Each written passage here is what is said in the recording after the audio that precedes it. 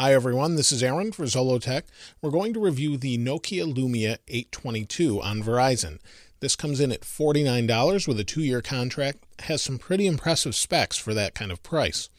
The least impressive spec is actually the display. It's 4.3 inches with a resolution of 800 by 480. It also has a pixel density of 217 pixels per inch, and it's an AMOLED clear black display. The screen is really good in sunlight. It's not the best as far as resolution, but it does keep up with the previous generation of all Windows smartphones based on what the original resolution was with Windows Phone 7 and 7.5. However, this is Windows Phone 8. Internally, we have a 1.5 gigahertz dual-core processor. We also have a gigabyte of RAM and 16 gigs of storage, which is also expandable to 64 gigabytes. The top here has a 1.2 megapixel camera. We have our earphone, our home, search, and back button. On the bottom, you can see we have our speakers, micro USB, camera button, power, sleep, wake, volume rocker.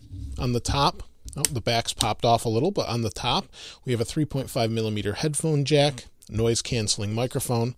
Nothing on this side. On the back, we have an 8 megapixel camera. If we pop the back off, you can see we have the battery, we have our SIM card, we also have our storage for micro SD, up to 64 gigabytes. This is also a coil for NFC and wireless charging, all built into this phone. Really nice.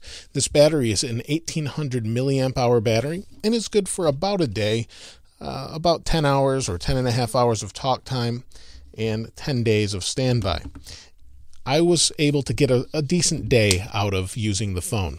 Not crazy battery life, but pretty good compared to most other smartphones. Now, even though the display is a little bit less resolution than some of the nicer ones, such as the Windows Phone 8X, it's still a decent display. The pixel density actually makes the text pretty decent. You can see here's my website, Zollotech. Everything's fluid and responsive. The processor does a really nice job, and it seems to be pretty legible. No problems there. For those of you that are really picky with text, like I said, you might want to look at the Windows Phone 8X. The phone runs Windows Phone 8, like I mentioned. It's really fast and fluid. You can resize these tiles, big, small, medium, and the whole operating system's really nice. Now, the one thing that this phone in particular includes is Nokia Drive.